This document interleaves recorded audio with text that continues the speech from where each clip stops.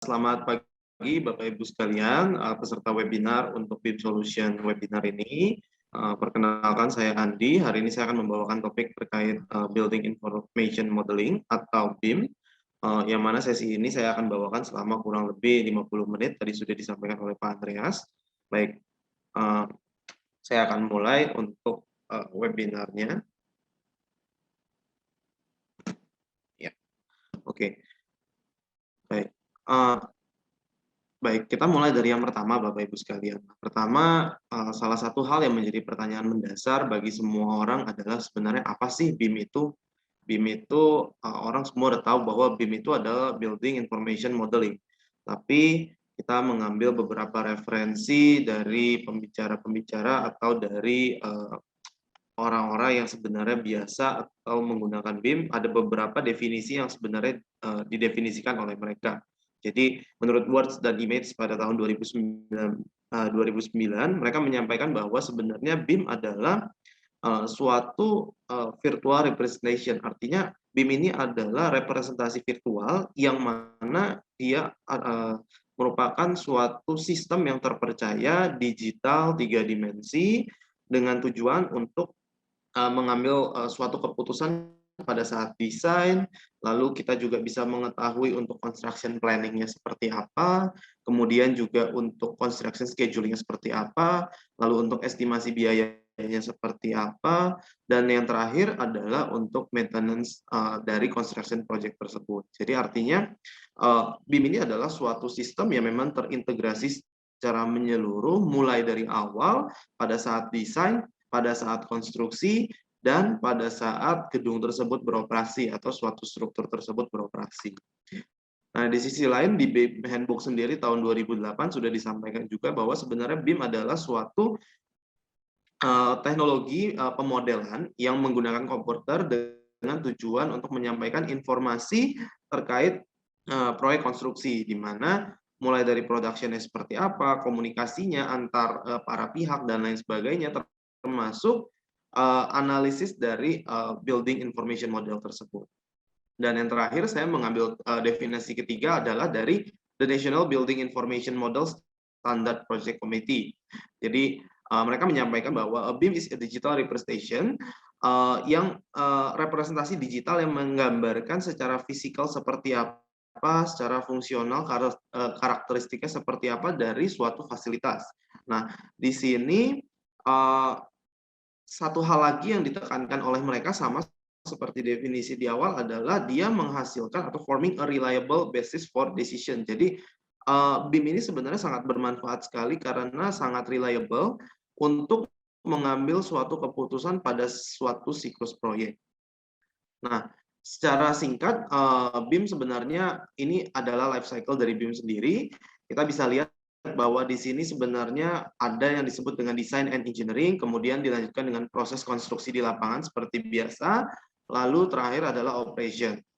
Nah, BIM sendiri sebenarnya sudah mencakup dari seluruh proses tersebut. Jadi kita akan memulai suatu penggunaan BIM, suatu sistem BIM tersebut, kita mulai dari suatu konsep, bagaimana konsep dari suatu bangunan tersebut, katakanlah seperti itu, kemudian kita lanjut ke bagaimana cara kita mendesainnya, proses desainnya seperti apa, hasil desain dari konsultan seperti apa, dan desain ini juga balik lagi, Bapak Ibu sekalian, sudah mencakup untuk desain dari segi struktur, arsitek, maupun dari segi MEP. Nah, berikutnya lagi dilanjutkan dengan proses analisis dari desain tersebut, lalu kita seperti biasa kita akan membuat schedule pada proyek, lalu kita akan mulai melakukan fabrikasi atas suatu struktur tersebut, misalnya kita menggunakan struktur baja dan lain sebagainya yang memerlukan fabrikasi, lalu juga nanti kita lanjutkan dengan proses konstruksi. Setelah selesai seperti biasa kita akan melakukan handover atau serah terima, lalu akan dimulai kegiatan operasional atau mulai beroperasi dari suatu struktur tersebut. Dan juga termasuk di dalamnya tentu saja maintenance yang suatu hal yang sangat penting, dan yang terakhir adalah renovasi. Jadi sebenarnya BIM sendiri adalah suatu sistem yang sudah mengintegrasikan keseluruhan proses konstruksi di sini. Tidak hanya konstruksi, bahkan sampai ke proses operasional. Jadi BIM sendiri sudah digunakan mulai dari konsultan, dari kontraktor maupun sampai ke owner atau building manager nantinya ketika struktur tersebut sudah beroperasi secara normal. Nah, lalu pertanyaan mendasar kalau kita merujuk kembali, sebenarnya BIM ini dalam manajemen proyek seperti apa sih posisinya? Apakah BIM mempunyai korelasi langsung dengan sistem manajemen proyek? Nah, seperti yang kita tahu untuk manajemen proyek sendiri, kita biasanya mengacu pada PMBOK atau Project Management Body of Knowledge, dan di bawah sini kita memiliki suatu sistem yang sekarang ini banyak sekali digunakan, yaitu Building Information Modeling. Nah, pertanyaannya, ada hubungannya nggak sih sebenarnya sistem manajemen proyek yang biasanya kita pelajari dengan mengacu dengan ke PMBOK tersebut dengan BIM yang sekarang ini banyak digunakan? Dan ternyata banyak sekali, mohon maaf ini saya geser dulu, sorry, saya tutup, ya. Ya, nah di sini kita bisa lihat ternyata memang ada korelasinya antara PMBOK yang biasanya kita gunakan sebagai guidance kita untuk manajemen proyek seperti apa dengan BIM sendiri. Nah, kita mulai misalnya kita lihat dari bagian bulatan yang di sisi atas, di mana dalam PMBOK kita tahu bahwa ada namanya Project Integration Model, Project Integration Management, lalu juga Project Scope Management, lalu di sini juga ada Project Time Management, cost management, quality, human resource, communication, risk, procurement, dan lain seterusnya. Dan ternyata di BIM sendiri ada hal-hal yang sebenarnya cocok atau sama sebenarnya prinsipnya dengan PMBOK tersebut. Misalnya di sini ada yang kita sebut dengan integrated project delivery. Nah, di sini yang dimaksud dengan integrated project delivery adalah suatu penyampaian yang disampaikan oleh masing-masing konsultan, katakanlah ada konsultan struktur, konsultan arsitektur, konsultan MEP, yang mana hasil desain mereka harus diintegrasikan menjadi suatu project delivery atau penyampaian kepada owner yang sudah terintegrasi. Lalu skupnya seperti apa, ruang lingkup dan lain sebagainya, di mana dalam BIM sendiri kita sudah mengetahui ada yang namanya elemen base, di mana kita akan memodelkan segala sesuatu berdasarkan elemen-elemen pada kenyataannya sehingga semuanya akan terlihat real dan jelas. Lalu terkait waktu sendiri seperti apa? Nah, di dalam BIM kita sudah tahu juga bahwa sekarang ini sudah ada BIM 4D, yaitu terkait time estimation. Kita bisa memperkirakan waktu dari suatu kegiatan konstruksi tersebut dan lain semacamnya. Dilanjutkan dengan cost, yaitu berintegrasi langsung atau berkaitan langsung dengan cost estimation 5D yang ada pada BIM. Kemudian juga ini adalah salah satu hal yang menurut saya sangat penting sekali untuk kita ketahui bahwa di BIM sendiri ada yang disebut dengan class detection. Ini adalah salah satu hal yang sebenarnya menjadi alasan bahwa BIM tersebut sangat sekali bermanfaat untuk proyek-proyek yang ada di dunia konstruksi sekarang ini, di mana ini berhubungan dengan quality, dengan hasil dari pekerjaan tersebut. Jangan sampai ketika ada clash dan lain sebagainya tidak terdeteksi, yang mana hal tersebut nantinya akan mengakibatkan hal-hal perubahan-perubahan yang terlalu banyak nantinya di belakang. Akan saya jelaskan juga seperti apa, yang pada akhirnya akan mengakibatkan kerugian, baik itu secara material maupun secara waktu. Nah, kemudian kolaborasi ini sangat penting sekali dalam BIM, di mana ini sangat berkaitan sebenarnya dengan PMBOK. Kita mengetahui bahwa ada human resource management-nya seperti apa, lanjut ke bulatan berikutnya ada communication, bagaimana cara berkomunikasi satu sama lain. Lalu di sini di PMBOK kita tahu ada risk atau resiko yang sebenarnya harus kita, ada beberapa langkah-langkah yang bisa kita ambil, katakanlah kita hindari, kita cegah, atau kita mitigasi dan lain sebagainya, yang sebenarnya dalam BIM sangat berhubungan dengan constructability. Apakah struktur tersebut bisa dibangun atau tidak? Jangan sampai karena metode konstruksi yang terlalu rumit, sangat tidak memungkinkan dan lain sebagainya, akhirnya mengakibatkan resiko-resiko yang besar, dan itu justru malah kembali lagi mengakibatkan kerugian-kerugian terhadap pemilik proyek, terhadap kontraktor, dan pihak-pihak lainnya yang terlibat. Dan yang terakhir adalah terkait quantity take off. Artinya di dalam BIM sendiri kita sudah bisa mengetahui quantity rencananya nanti seperti apa, sehingga pada saat proses pengadaan atau procurement semua itu sudah terhitung secara precise atau cukup presisi, dalam arti tidak sebesar miss ketika kita melakukan perhitungan quantity secara manual. Saya lanjutkan. Ya.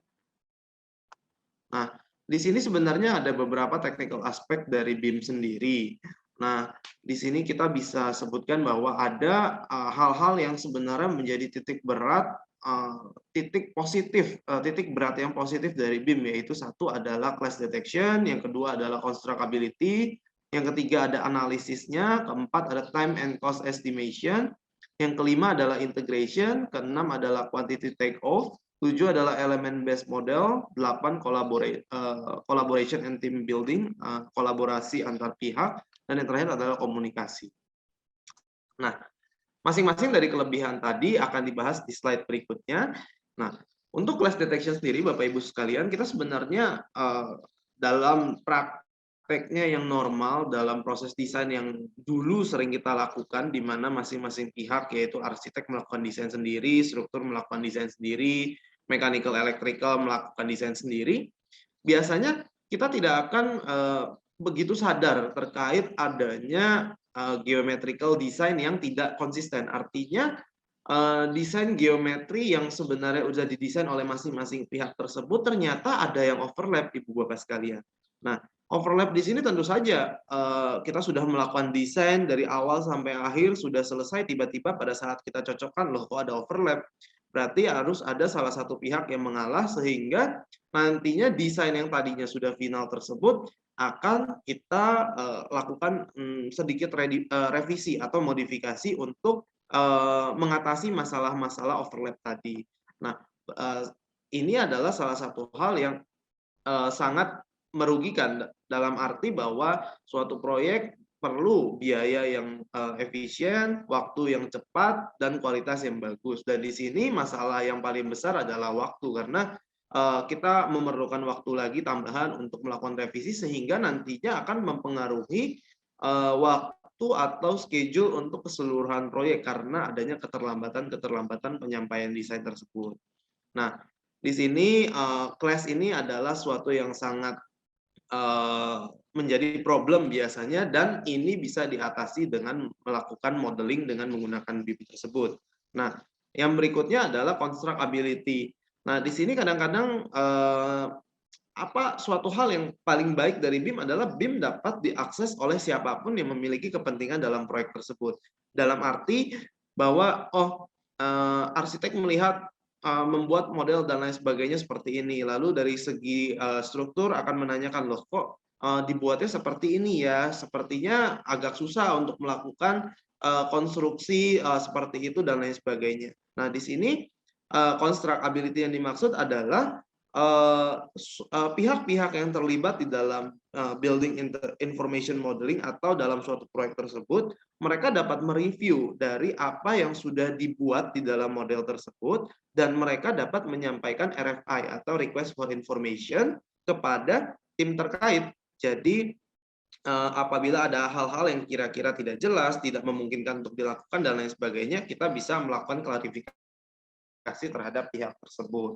Nah, sekarang ini bahkan untuk BIM sendiri sudah ada visual information di mana sebenarnya walaupun struktur tersebut belum jadi, kita bisa masuk ke dalam struktur tersebut untuk melihat visualisasi secara langsungnya seperti apa, yang mana hal itu dapat kita anggap sebagai suatu hal yang positif untuk mencari suatu solusi atau untuk memitigasi resiko-resiko yang mungkin terjadi nantinya terkait konstruksi tersebut.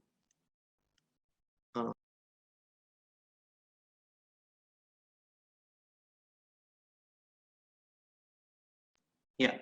Nah, yang berikutnya adalah analisis sebenarnya Bapak Ibu. Analisis di sini sebenarnya adalah suatu hal yang artinya ketika semua model-model sudah terintegrasi menjadi suatu model yang utuh, di mana model secara struktural, arsitektural maupun MEP semua sudah terlihat di dalam model BIM, maka kita akan bisa melihat kira-kira keputusan apa yang sebaiknya baik untuk kita ambil. Dalam arti kita sudah mempertimbangkan apa yang terjadi di sana, apa yang kira-kira ada di dalam model tersebut. Misalnya terkait penggunaan material seperti apa, orientasinya seperti apa, lalu untuk penerangan, untuk arsitektural dan lain sebagainya, kita sudah bisa melihat secara real sehingga eee, seluruh pihak yang ada dalam proyek tersebut dapat mengambil suatu keputusan apakah kira-kira desain awal tersebut sebaiknya dipertahankan atau sebaiknya disesuaikan. Berikutnya lagi, di sini ada time and cost estimation. Jadi BIM sendiri sudah dapat memperkirakan untuk waktunya sendiri seperti apa terkait proyek konstruksi, lalu juga membuat orang lebih mengerti bagaimana terkait project phase atau fase-fase dalam proyek tersebut, di mana si BIM manager tersebut akan lebih memahami bahwa oh proyeknya akan jadi seperti ini, prosesnya seperti ini dan lain sebagainya, sehingga tidak akan ada misunderstanding atau kesalahpahaman dalam pembacaan gambar dan lain seterusnya. Nah, lalu juga jangan lupa cost estimation ini sangat berpengaruh dari suatu proyek di mana BIM sendiri dapat menghasilkan perhitungan bill of material yang baik dan itu dapat dijadikan suatu acuan setidaknya untuk estimasi nilai proyek tersebut. Nah, lalu integration atau integrasi di sini yang paling penting adalah bagaimana para pihak, semua pihak yang ada di dalam suatu proyek tersebut dapat mengintegrasikan atau mengkoordinasikan desain tersebut atau desain dari masing-masing pihak menjadi suatu proyek yang terintegrasi. Nah, biasanya ini adalah hal yang sebenarnya cukup sulit untuk dilakukan apabila kita tidak menggunakan BIM karena pengetahuan dari masing-masing tim, katakanlah tim struktur tidak memahami terkait bagaimana untuk melakukan desain MEP, kira-kira pemetaannya seperti apa dan lain sebagainya, sehingga proses integrasi ini sangat penting karena dapat mengintegrasikan segala macam aspek keilmuan yang ada di dalam desain suatu bangunan menjadi semuanya dapat terlihat secara jelas. Lalu quantity take off tadi kurang lebih untuk estimasi biayanya seperti apa. Nah, lalu di sini juga ada elemen based modeling. Jadi artinya pada saat kita melakukan pemodelan BIM, nah itu kita bisa tahu bagaimana kira-kira untuk scope atau lingkup dari proyek itu seperti apa dan lain sebagainya, termasuk untuk memanage untuk desain-desainnya seperti apa, melakukan estimasi dan melakukan konstruksi. Lalu collaboration tadi kurang lebih sama, terkait integrasi juga bahwa semua pihak saling berkolaborasi satu sama lain. Lalu juga yang terakhir adalah komunikasi, di mana komunikasi tersebut sudah terjalin sejak awal, di mana project manager, arsitek, engineers, kontraktor, semua sudah included di dalam suatu paket yang kita sebut BIM tadi.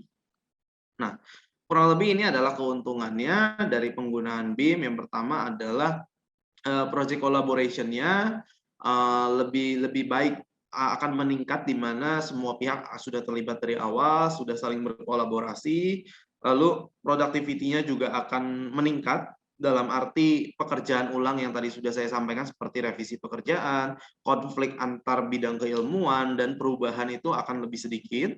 Lalu yang berikutnya juga ada kualitas dari proyek itu akan meningkat dalam arti kalau misalnya kita melakukan suatu pemodelan dengan BIM, kita bisa melihat secara jadi struktur itu seperti apa, kita sudah mempunyai bayangan kira-kira apakah itu bagus atau tidak, apakah ada yang perlu ditingkatkan dan lain sebagainya. Lalu delivery-nya juga lebih cepat dalam arti semua hasil sudah terintegrasi di dalam BIM tersebut. Jadi semua orang yang mau lihat data apa, semua udah ada sebenarnya di dalam sistem BIM tersebut. Lalu mengurangi juga untuk wastage, artinya ya kita juga harus peduli terhadap lingkungan, di mana kalau terjadi banyak revisi kita harus ngeprint ulang dan lain sebagainya. Tetapi dengan BIM ini kita lebih mengurangi hal-hal yang tidak terpakai seperti itu. Jadi semuanya benar-benar lebih efisien, lebih efektif terhadap kelangsungan suatu proyek. Dan juga ada construction cost atau biaya konstruksi yang tentu saja bisa dikurangi dalam hubungan dengan pekerjaan tadi. Kita bisa lihat ada pekerjaan rework atau pekerjaan ulang, konflik, change, dan lain sebagainya. Sebenarnya itu yang akan mengakibatkan penambahan dari biaya konstruksi. Dan yang terakhir adalah dengan BIM sebenarnya itu bisa menjadi suatu bisnis opportunity atau kesempatan bisnis yang baru di mana penguasaan BIM sendiri itu sangat baik dan itu sebenarnya menjadi suatu peluang di Indonesia. Nah, ini yang tadi saya sudah sampaikan secara singkat, Bapak Ibu sekalian, sebenarnya dalam suatu proyek, kalau di dalam pada saat pre-design, pada saat awal, kita bisa lihat garis nomor satu di sini. Garis nomor satu sebenarnya adalah kemampuan untuk mempengaruhi cost. Dalam arti, ketika kita melakukan suatu perubahan di dalam desain, terutama kita lihat dari proses pre-design, kalau kita melakukan perubahan di proses pre-design, kita compare terhadap proses construction misalnya. Pasti kalau kita melakukan perubahan konsep di pre-design akan menghasilkan efektivitas perubahan biaya atau dampak terhadap perubahan biaya yang lebih besar dibandingkan dengan pada saat proses konstruksi berlangsung. Jadi dalam arti di sini dengan adanya grafik seperti ini dan BIM sudah sebenarnya dilibatkan mulai dari konseptual design, design analisis dan lain sebagainya, segala hal itu dapat kita rubah atau kita sesuaikan atau kita integrasikan desain-desain tersebut sejak awal. Jadi hal tersebut tentu saja akan lebih mempengaruhi cost dalam arti yang positif bahwa dengan menggunakan BIM kita mengurangi adanya clash, dengan tidak adanya clash tidak adanya pekerjaan tambah, revisi dan lain sebagainya, tidak ada kerugian waktu, kerugian biaya dan lain sebagainya sejak awal proses dari konstruksi tersebut. Nah, saya lanjutkan. Nah, sebenarnya di Indonesia seperti apa Bapak Ibu terkait penggunaan BIM? Nah, sebenarnya di Permen PUPR nomor 22 tahun 2018 juga sudah disampaikan bahwa BIM sebenarnya wajib digunakan untuk bangunan negara tidak sederhana di atas 2000 meter persegi dan di atas 2 lantai. Nah, keluarannya ada gambar arsitek, struktur, utilitas, landscape, volume, dan RAB. Nah, sebenarnya Kementerian PUPR sendiri sudah menyadari bahwa penggunaan BIM di sini sangat bermanfaat gitu. Nggak ada ruginya kita menggunakan BIM karena semuanya sudah terintegrasi, sudah terlihat sejak awal seperti apa prosesnya, mencegah adanya rework, revise, lalu ada additional cost, lalu ada penyimpangan dalam estimasi biaya dan lain sebagainya. Dan di sini sudah dituangkan juga dalam peraturan bahwa BIM sendiri sudah harus digunakan untuk bangunan negara dan sudah cukup banyak proyek-proyek swasta yang menggunakan BIM. Dalam arti di sini, ya semua pihak sebenarnya sudah menyadari, oh BIM ini bermanfaat loh ternyata untuk dunia konstruksi. Sehingga ya kenapa kita harus tunda-tunda lagi untuk kita menggunakan BIM, kenapa kita tidak langsung menggunakan BIM, kita langsung mengaplikasikannya dan lain sebagainya. Yang mana sebenarnya hal ini mempermudah kita juga, tidak ada kerugian yang menggunakan BIM, di samping memang untuk penggunaannya tidak semua orang bisa menggunakan BIM karena mungkin tingkat kerumitannya dan lain sebagainya. Nah, di sini sebenarnya saya ada video singkat, cuma saya lewatkan saja. Nah, di sini sebenarnya yang ingin menjadi titik berat dari kami adalah bagaimana konektivitas antara BIM Manager sebagai pengelola BIM dengan BIM spesialis dari segi structure, dari segi analisis struktur. Ada hubungannya nggak sih sebenarnya BIM ini dengan si konsultan perencana gitu? Nah, di dalam buku BIM Handbook tahun 2008 sebenarnya sudah dijelaskan bahwa ada dua jenis hubungan antara BIM dengan structural engineer. Jadi yang pertama adalah BIM sendiri kita mulai dari awal. Jadi ketika kita melakukan suatu modelisasi dari suatu gedung gitu ya, lalu kita akan menyampaikan suatu data secara manual, titik garis putus-putus ini adalah secara manual, menyampaikan kepada structure engineer untuk melakukan modelisasi, untuk melakukan perhitungan, analisis struktur, dan lain sebagainya seperti memberikan beban, mendesain koneksi atau sambungan, lalu juga mempengaruhi faktor lingkungan, lalu setelah parameter-parameter tersebut dimasukkan, dilakukan proses analisis oleh structural engineer, lalu apabila itu sudah oke, hasilnya akan dikirim kembali kepada BIM designer atau BIM engineer, tetapi kalau masih belum oke, akan dilakukan proses reanalisis ulang, yang mana proses update di sini masih dilakukan secara manual dengan garis putus-putus tadi, Bapak Ibu sekalian. Nah, setelah adanya update dari pihak structural engineer, maka akan muncul perubahan yang mana perubahan tersebut harus diintegrasikan kembali terhadap model awal yang sudah dibuat. Nah, kita lihat proses ini sebenarnya proses yang bagannya singkat, tapi ternyata aktualnya sangat merepotkan dan menyusahkan, baik untuk BIM engineer maupun untuk structural engineer. Nah, tetapi ternyata dalam buku itu juga sudah menjelaskan bahwa sebenarnya ada juga flow atau aliran yang menghubungkan antara BIM engineer dengan structural engineer secara dua arah. Nah, bagaimana maksud dari dua arah? Kita bisa melihat seperti ini, Bapak Ibu sekalian. Nah, seluruh garis yang ada menghubungkan antara si BIM engineer dengan structural engineer sudah berubah menjadi suatu electronic data exchange atau pertukaran data secara elektronik. Artinya tidak perlu ada interpretasi secara manual dari BIM engineer menginterpretasikan hasil desain dari structural engineer dimasukkan ke dalam model BIM dan lain sebagainya, yang mana hal tersebut rawan kesalahan dan juga membutuhkan waktu yang cukup lama. Sehingga di sini kita sudah di saat zaman-zaman penggunaan BIM seperti sekarang sangat penting sekali untuk menggunakan two-way flow. Jangan lagi menggunakan one-way flow, tapi two-way flow. Nah, di sini semua pihak akan saling diuntungkan, waktunya lebih singkat, lalu juga untuk prosesnya tidak ada salah interpretasi, sehingga akan menjadi suatu integrasi pekerjaan antara BIM engineer dengan structural engineer tersebut. Nah, di sini kita bisa melihat ternyata ada software yang bisa melakukan hal-hal seperti itu. Sebagai contoh hari ini, software tersebut adalah Midas Engine, di mana ini digunakan untuk proses analisis struktur dan sebenarnya memiliki koneksi atau connectivity langsung terhadap software BIM, yang mana banyakkan misalnya menggunakan Revit misalnya untuk BIM-nya. Nah, ternyata sudah ada interface langsung atau connectivity antara engine dengan Revit. Nah, hal ini yang tadi kami tekankan bahwa ternyata two-way flow ini sangat bermanfaat, efisiensi waktunya ada, lalu juga terkait masalah salah interpretasi dan lain sebagainya juga berkurang, lalu keluaran datanya juga nggak perlu dalam kertas yang begitu banyak, semuanya sudah terintegrasi singkat secara langsung antara structural engineer dengan BIM engineer tersebut.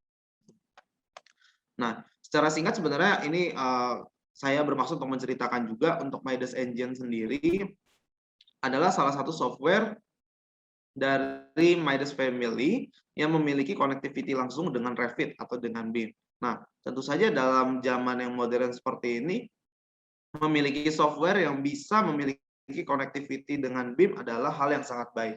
Mohon maaf.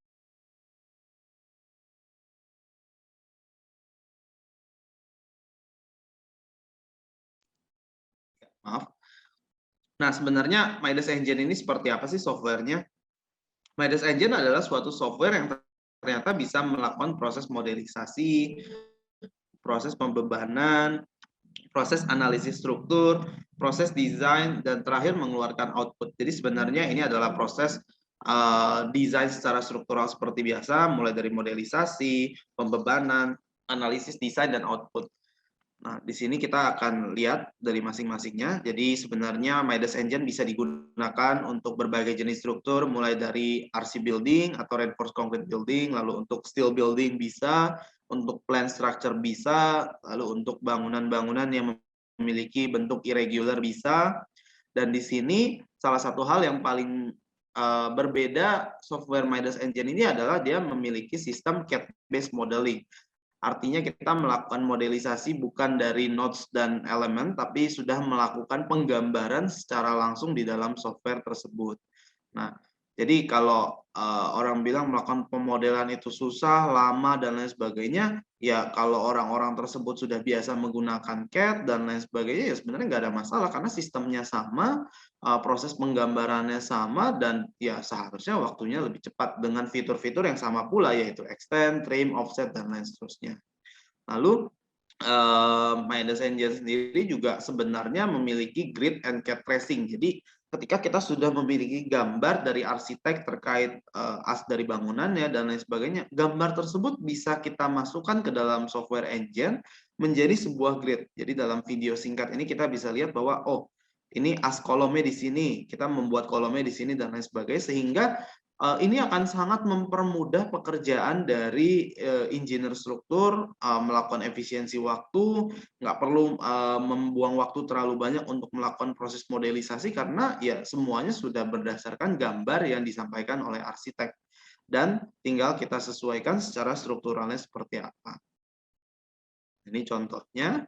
Kemudian juga untuk bentuk-bentuk yang sulit untuk dimodelkan, sebenarnya sangat mudah sekali untuk dimodelkan, misalnya untuk irregular shape. Jadi ini adalah contohnya.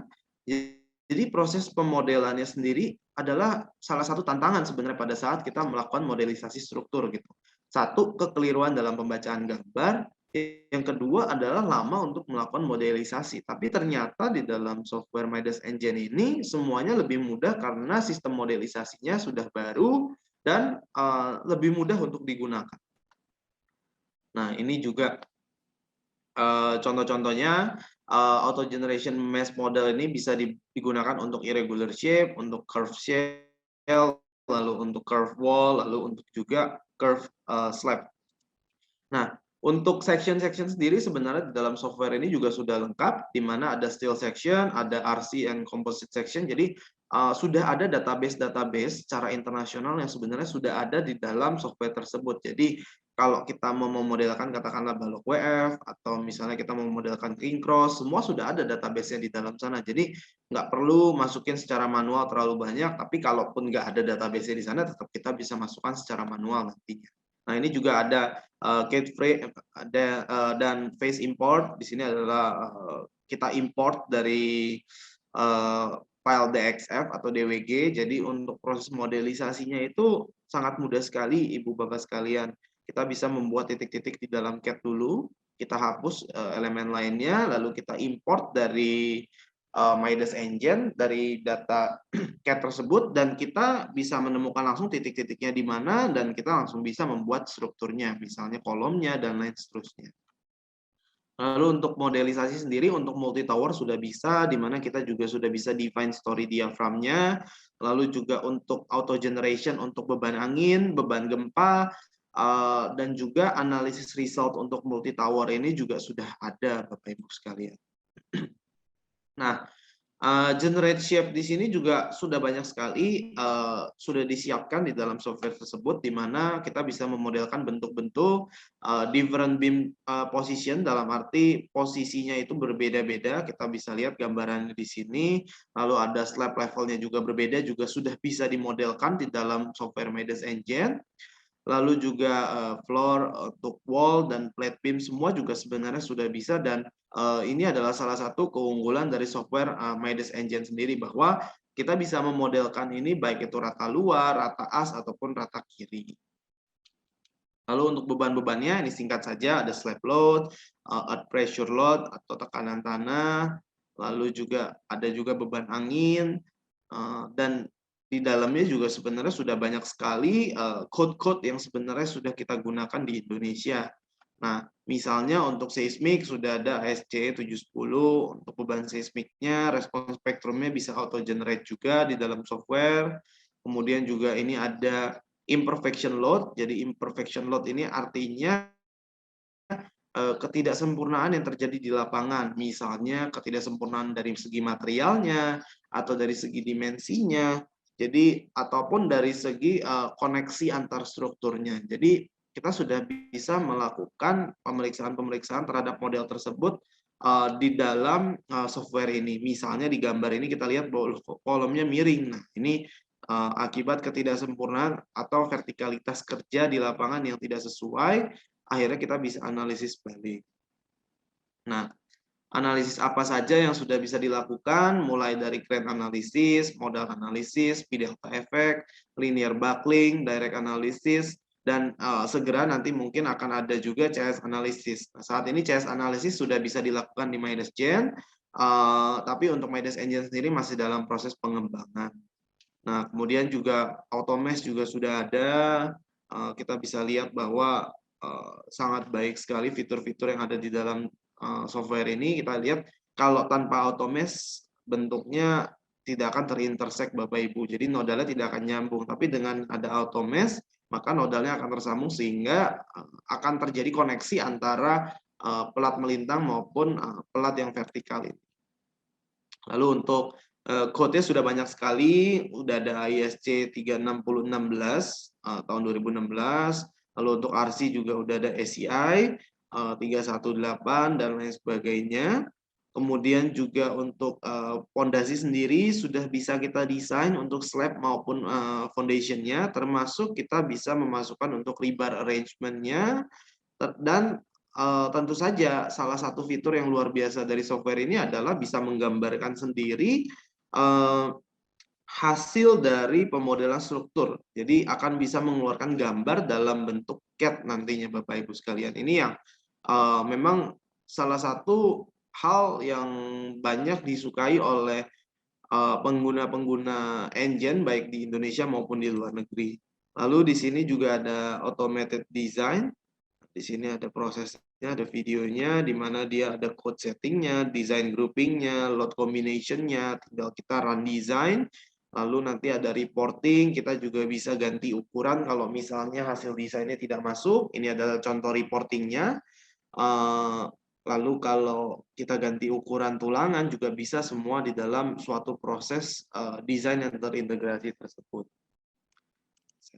Nah, ini adalah hasilnya, laporannya juga sudah dikeluarkan, jadi jangan sampai kita buang waktu banyak untuk bikin laporan, laporannya sudah dikeluarkan sendiri dari softwarenya dalam bentuk Word, sehingga dapat disesuaikan dengan formatur dari masing-masing company, atau sebenarnya dari format dasarnya juga sudah oke.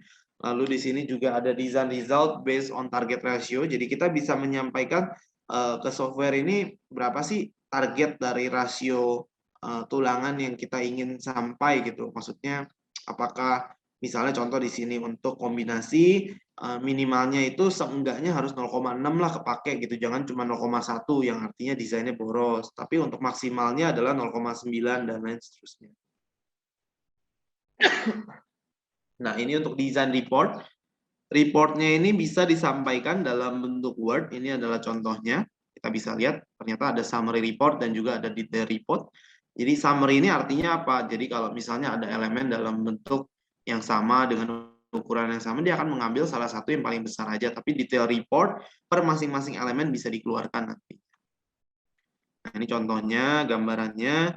Dan di sini juga sudah ada subclause-nya berdasarkan code. Jadi artinya hasil desain di sini sudah memperhitungkan code-code yang ada, clause berapa, sehingga ketika kita menyampaikan suatu laporan ini kepada owner, juga owner sudah lengkap, sudah sesuai, dan lain sebagainya. Lalu ini juga untuk calculation report-nya. Nah, yang paling penting adalah sebenarnya adalah untuk dari drawing-nya. Jadi artinya dari hasil modelisasi di dalam software Midas Engine, kita bisa menghasilkan gambar, Bapak Ibu sekalian. Jadi ada namanya engine drawing. Nah, di sini engine drawing mempunyai fasilitas untuk menghasilkan gambar dari modelisasi struktur yang sudah kita lakukan, termasuk sampai penggambaran tulangannya, Bapak Ibu sekalian. Jadi mulai dari proses modelisasi, penggambaran, report, semuanya sudah disiapkan dalam software ini, tidak perlu membuat report lagi, tidak perlu membuat gambar dari awal, semua sudah disiapkan, bill of materialnya juga sudah bisa dihitungkan dengan menggunakan software Midas Engine, lalu juga rebar drawing generation-nya sudah ditampilkan juga. Saya zoom, misalnya di sini kita lihat, ini ada key plan-nya, lalu ini untuk beam-nya, lalu nanti untuk kolom longitudinal rebar drawing-nya, dan lain seterusnya. Jadi dengan software Midas Engine ini tidak perlu membuat laporan, tidak perlu membuat gambar dari awal, semua sudah disiapkan, template-nya sudah ada, ya kita sebagai structural engineer, waktu kita untuk bekerja ya semakin efisien, semakin singkat, semakin cepat selesai suatu proyek. Nah, jadi ini adalah hal-hal yang kadang-kadang kurang disadari, walaupun software tersebut ya seperti apa, tapi kalau dia memerlukan proses yang lama, satu, kita perlu gambar dari awal, dua, reportnya kita mesti bikin sendiri, tiga, tidak punya koneksi dengan software BIM, ya waktu kita akan terbuang banyak. Kerugiannya sebenarnya jauh lebih banyak daripada keuntungan yang kita peroleh dengan menggunakan software lain tersebut. Nah, tentu saja nanti selalu ada video tutorial maupun webinar yang kita sediakan dari Midas IT di Korea ataupun dari pihak Midas Indo sendiri di Indonesia. Lalu secara umum ini adalah teknologi-teknologi yang digunakan di Midas IT. Yang pertama ada CAD, jadi sebenarnya Midas Drawing ini berhubungan langsung dengan Midas Engine tadi. Lalu juga di jenis Midas yang lain, di sini ada Midas Gen dan Midas Civil yang sudah sangat familiar sekali. Lalu juga ada Midas Soilwork, Design Plus, termasuk GTS-NX juga ada. Nah, secara singkat, keseluruhan sistem dari Midas Engine tersebut diresumkan dalam satu slide ini. Jadi ketika kita menerima gambar dari arsitektur, kita bisa mulai melakukan modeling. Modeling kita lakukan dengan software engine, analisis kita lakukan dengan model engine, desainnya, desain tulangan, desain penggambarannya, dan lain sebagainya.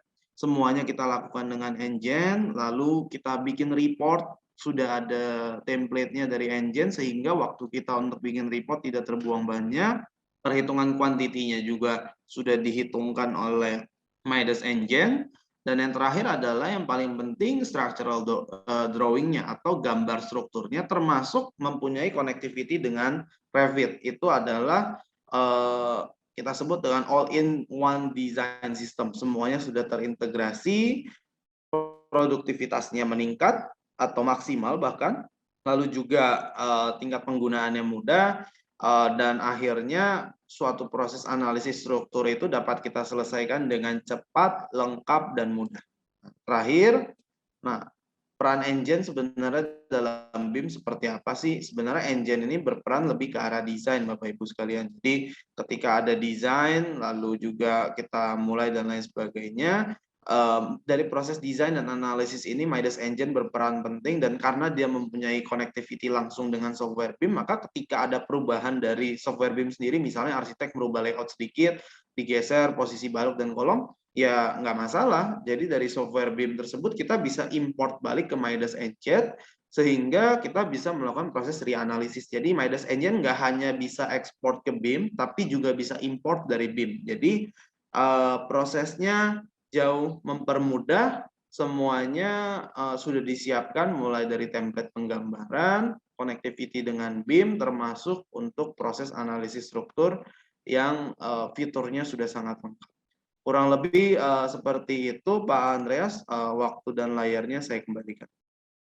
Baik, presentasi yang sangat luar biasa dari Pak Andi ya, yang menjelaskan, memaparkan tentang manfaat dan proses dari BIM sendiri, dan juga menjelaskan bahwa ada sebuah software yang sangat powerful, sangat kompeten, di mana integrasi antara analisis dan automated drawing itu dimungkinkan. Ini sudah ada beberapa pertanyaan dari peserta, mungkin saya akan bacakan satu persatu, Pak Andi. Untuk pertanyaan pertama, ini ada pertanyaan dari Bapak Irbinanto Subakti dari PT Skapindo Matra. Pak Andi, apakah ada backup calculation sheet, mengingat masa peralihan sebelum BIM dipakai merata, kita butuh backup quantity? Silakan mungkin.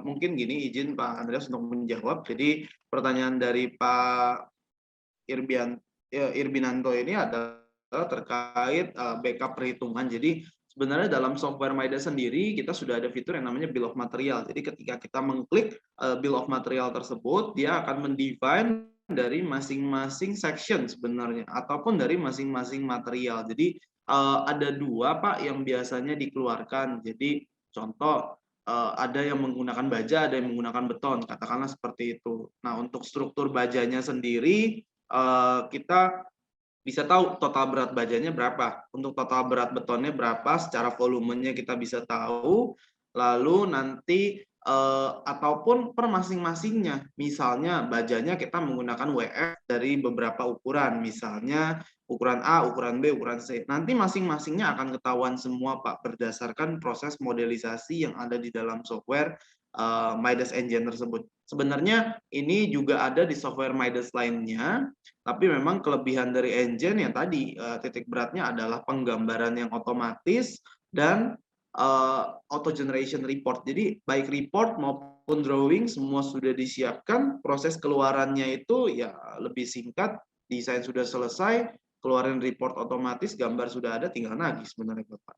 Jadi semua prosesnya sudah terintegrasi di dalam sana. Jadi bisa Pak Andreas bahwa dari masing-masing quantity untuk masing-masing item, katakanlah baja WF dengan mutu sekian itu ada masanya berapa dan lain seterusnya. Jadi sudah cukup spesifik dan jelas untuk perhitungan bill of material tersebut. Baik, terima kasih atas penjelasannya Pak Andi. Untuk Bapak Irbinanto, semoga jawaban dari Pak Andi tadi sudah cukup jelas ya.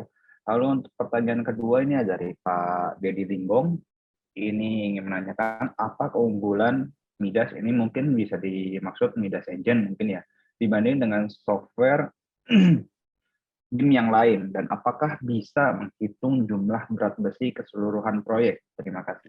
Nah, Hmm, Pak Dedi mungkin gini, Pak Dedi, sebenarnya software Midas Engine ini bukan software BIM, tapi dia adalah software analisis struktur yang bisa memiliki connectivity dengan BIM, Pak. Jadi ya bukan BIM, tapi dia untuk structural engineer fungsinya, Pak. Tapi kalau Bapak bertanya apakah bisa menghitung seluruh penggunaan besi, bisa, Pak. Yang penting kita melakukan desain atau kita menginput dari si besi tersebut. Jadi pada saat proses desain biasanya muncul misalnya momennya sekian, aksialnya sekian dan lain sebagainya untuk kolom.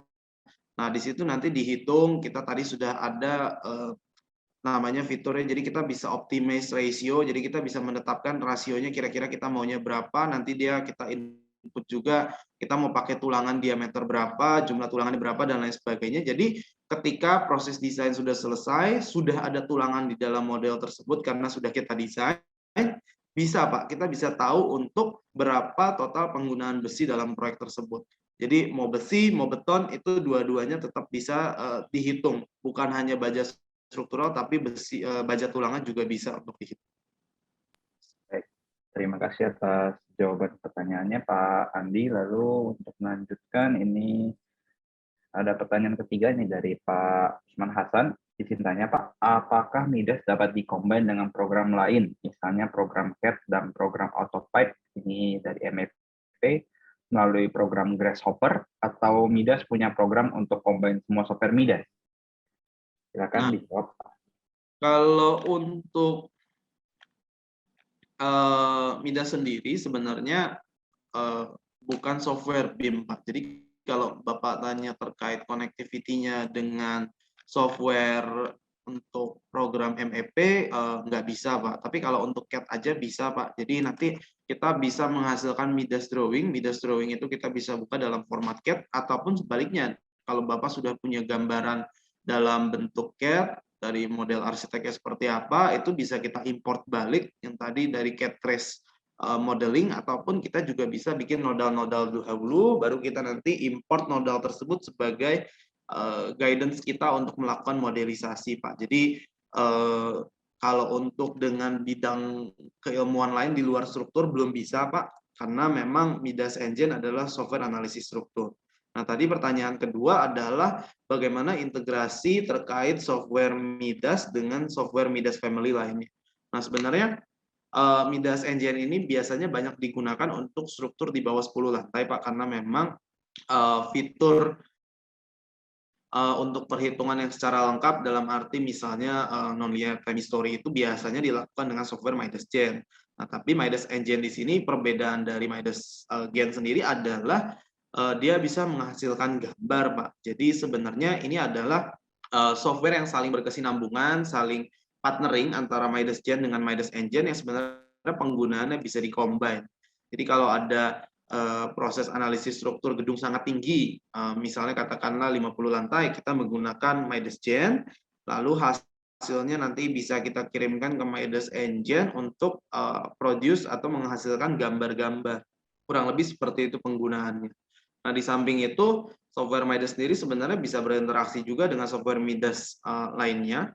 Katakanlah Midas GTS NX, di mana Midas GTS NX sendiri kan biasanya digunakan untuk melakukan analisis soil, untuk settlement, lalu juga untuk slope stability dan lain sebagainya. Jadi bisa Pak, dari Midas Gen itu bisa Pak, tapi kalau dari Midas Engine hanya mempunyai interface dengan Midas Gen, dan sejauh ini belum sih Pak kalau dengan software Midas lainnya. Jadi masih dikembangkan, tapi memang engine ini adalah software pelengkap untuk Gen, tapi kalau untuk struktur di bawah 10 lantai sudah sangat lengkap. Jadi sebenarnya nggak perlu Midas Gen lagi, cukup gunakan Midas Engine udah bisa, nggak ada masalah Pak. Baik, terima kasih untuk jawabannya Pak Adi. Semoga pertanyaan dari Pak Usman ini terjawab ya. Untuk pertanyaan keempat ini ada pertanyaan dari Bu Nani dari PT Diagram. Ini pertanyaannya, peran user sangat penting dalam menggunakan software. Bagaimana untuk menguji apakah seseorang memang sudah layak menjadi user Midas? Misalkan, apakah bisa diadakan training lengkap dengan tes layak sebagai user, semacam sertifikasi gitu ya? Silakan Pak Andi. Baik, Pak Andreas. Mungkin gini Bu Nani, biasanya kalau untuk penggunaan Midas sendiri, kita biasa memberikan training-training. Nah, di samping itu juga kita selalu memberikan webinar-webinar ataupun secara tutorial-tutorial, sebenarnya semua udah lengkap Bu. Cuma memang satu hal yang tidak bisa kita kesampingkan adalah masalah engineering judgment itu sih Bu. Jadi software secara fungsional memang membantu perhitungan, tapi untuk judgement-nya sendiri itu tetap memerlukan judgement dari engineer sendiri sih Bu. Apakah kira-kira hasilnya benar atau tidak dan lain sebagainya. Contoh sederhana seperti ini Bu. Kita misalnya kita memodelkan struktur 4 lantai, katakanlah seperti itu. Kita kan bisa mengetahui total massa dari struktur tersebut. Nah, ya biasanya kita coba checking aja terhadap berat sendiri dari struktur tersebut, reaksinya kira-kira benar nggak sih? Kalau dari sana aja udah keliru, ya berarti ada sesuatu yang salah dalam proses modelisasinya, sehingga harus coba dicek apakah itu benar atau tidak. Lalu kedua, misalnya kita checking lagi lebih ke arah reaksi sih Bu. Biasanya kita melakukan checking apakah secara sigma dari reaksinya itu total dari reaksi peletakan di compare terhadap beban yang kita berikan apakah seimbang atau tidak. Kalau enggak biasanya ada kekeliruan. Dan di dalam Midas tentu saja ada message error biasanya Bu. Ini yang harus diperhatikan.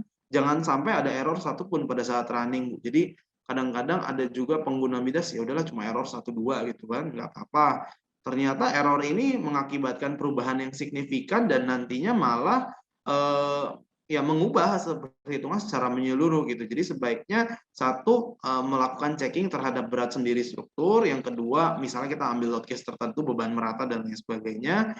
Yang ketiga checking apakah elemen tersebut semuanya tersambung, ada yang kedouble atau enggak, bebannya ada yang kedouble juga atau enggak, dan lihat message errornya ada atau enggak.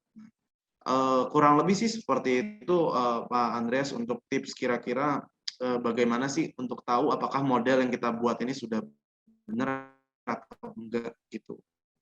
Yes.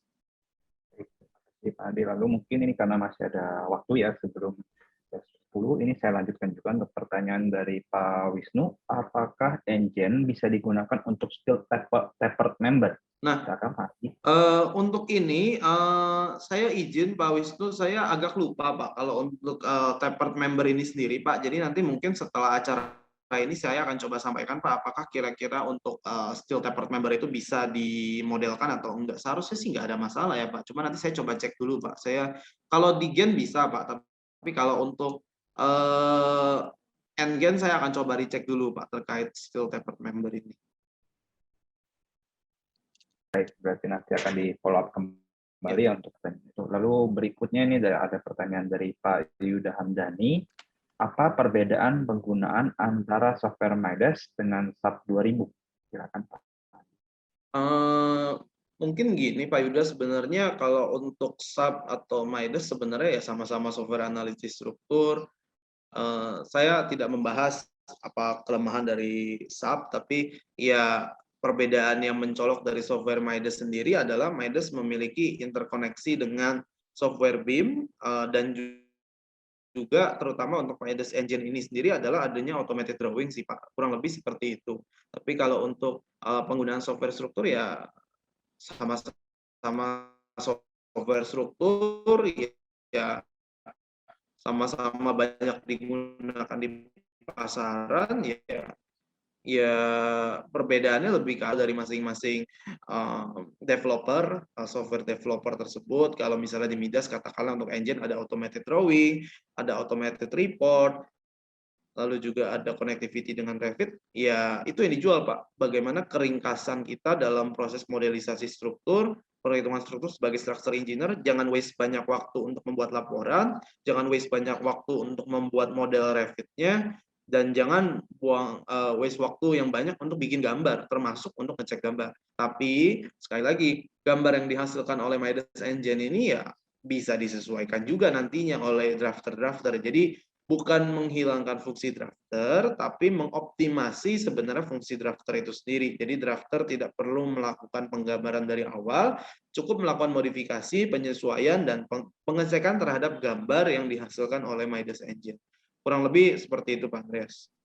Terima kasih penjelasannya Pak Adib. Semoga pertanyaan sudah terjawab ya untuk Pak Yuda. Lalu mungkin pertanyaan terakhir dari saya, ini seperti yang saya ketahui kan untuk dari Midas sendiri untuk struktur gedung itu sudah punya software Midas Gen ya, kalau saya. Nah, yang saya tanyakan itu adalah apakah Midas Engine ini bisa menggantikan peran Midas Gen dalam analisis struktural seperti itu. Nah, kalau Midas Engine sendiri sebenarnya ya kalau untuk struktur di bawah 10 lantai sih nggak ada masalah sih Pak Andreas. Jadi tinggal pakai Midas Engine aja, nggak perlu pakai Midas Gen lain nggak apa-apa. Cuma kalau udah terlalu kompleks, yang perlu analisis yang udah non-linear dan lain sebagainya, sebaiknya sudah menggunakan Midas Gen lagi. Karena ya katakanlah Midas Gen digunakan pada saat pembangunan Burj Khalifa, ya itu sudah terbukti gitu bahwa gedung sekompleks Burj Khalifa aja sudah menggunakan Midas Gen. Tapi kalau untuk engine, ya ini memang direkomendasikan untuk konsultan-konsultan low rise building yang sebenarnya ya biasanya yang kita ketahui kan kalau untuk konsultan low rise ya yang ngitung sama, yang gambar sama, terus ya semua proses dilakukan oleh 1-2 orang aja gitu. Jadi kita harapkan dengan adanya software baru ini, Midas Engine, ya pekerjaan jadi lebih mudah, ya mempercepat proses lah Pak Andreas. Intinya sih lebih efisien waktu dan lebih efektif aja pemanfaatan waktu. Jadi jangan buang waktu terlalu banyak untuk melakukan banyak hal yang sebenarnya bisa disiapkan oleh software itu sendiri.